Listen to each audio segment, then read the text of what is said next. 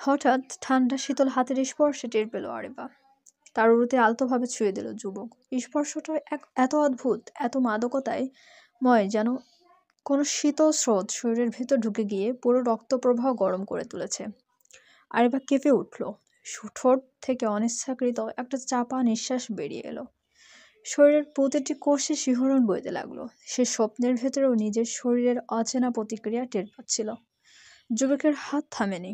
ধীরে ধীরে আস্তে আস্তে সে তার উরুতে বুলিয়ে চলেছে আঙ্গুল। প্রতিটা ছোঁয়া যেন আরিবাকে আরো বেসামাল করে তুলেছে। চোখ বন্ধ করে অজান্তেই সে মাথা পেছনে হেলিয়ে দিল।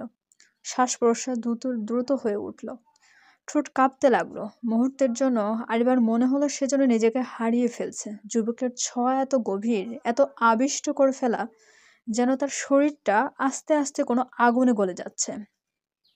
আরিবার বুকের ভেতর অদ্ভুত এক শূন্যতা তৈরি হচ্ছিল, যা সেই ছোঁয়া মেটাচ্ছে না, বরং আরো বাড়িয়ে দিচ্ছে। তার মনে হচ্ছিল সে যুবকের কাছে আরো আরো একটু কাছে পেয়ে যেতে চায়।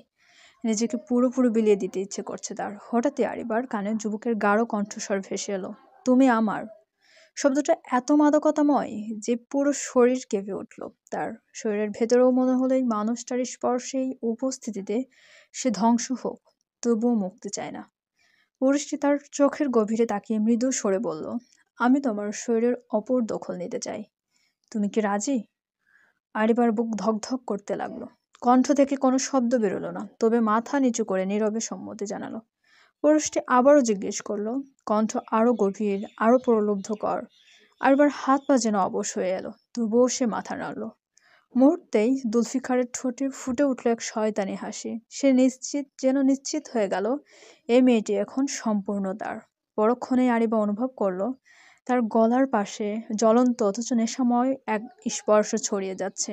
আগুনের মতো গরম ঠোঁট তার গলা বেয়ে বুকে নেমে আসছে। প্রত্যেকটা ছোঁয়ায় শরীরের ভেতর দিয়ে বিদ্যুতের মতো শিহরণ বয়ে যাচ্ছে। আরিবা নিজেকে সামলাতে পারছিল না।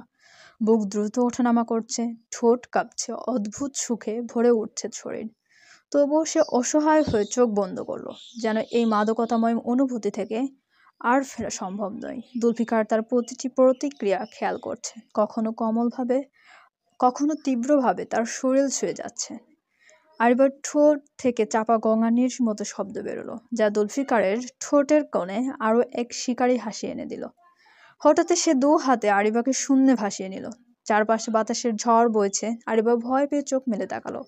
তার সামনে দাঁড়িয়ে আছে সেই সুদর্শন যুবক, রাজপুত্র জুলফিকার। চারিদিকের অন্ধকার ভেদ করে তার শরীর যেন জ্বলজ্বল করছে, নিখুঁত শক্তিতে ভরপুর। এক ভয়ঙ্কর অথচ অদ্ভুত আকর্ষণীয় রূপ। আরিবার ভেতর দ্বিধা ছিল, একদিকে ভয়, অন্যদিকে অবিশ্বাস্য টান। জুলফিকার ধীরে ধীরে তার মুখের কাছে ঝুঁকলো। দু চোখে কেমন আগুনের খেলা, ঠোঁটে শিকারী হাসি। সে আরিবার দুই পায়ের মাঝখানে এসে থামলো, যেন এক অনিবার্য মুহূর্তের প্রস্তুতি নিচ্ছে। আরিবা ভয়ে নিঃশ্বাস আটকে ফেললো, কিন্তু একই সাথে বুকের ভেতরে জমে থাকা আকর্ষণ তাকে টেনে নিয়ে যাচ্ছিল। শরীর কাঁপছিল, তবুও সে চোখ সরাতে পারছিল না।